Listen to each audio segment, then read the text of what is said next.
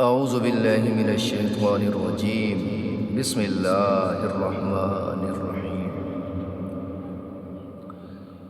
يا أيها المزمل قم الليل إلا قليلا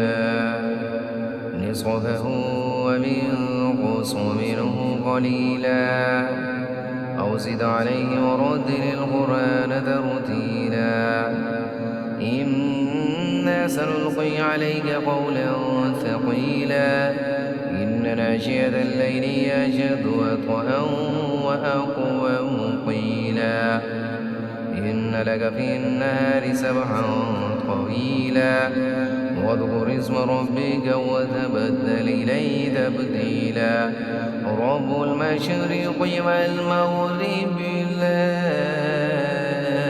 إله إلا هو فاتخذه وكيلا واصبر على ما يقولون واهجرهم هجرا جميلا وذرني والمكذبين أولي النعمة ومهلهم قليلا إن لدينا أنكالا وجحيما وطعاما ذا غصة وعذابا أليما يوم ترجف الأرض والجبال وكانت الجبال كثيبا مهيلا إنا أرسلنا إليكم رسولا شاهدا عليكم كما أرسلنا إلى فرعون رسولا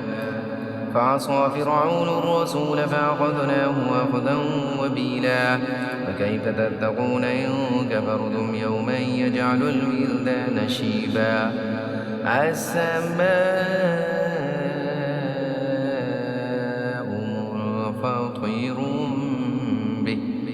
كان وعده مفعولا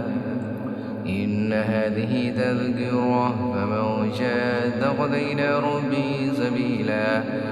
إن ربك يعلم أنك تقوم أدنى من ثلثي الليل ونصفه وثلثه وطائفة من الذين معك والله يقدر الليل والنهار علم أن لن تحصوا فتاب عليكم فاقرؤوا ما تيسر من القرآن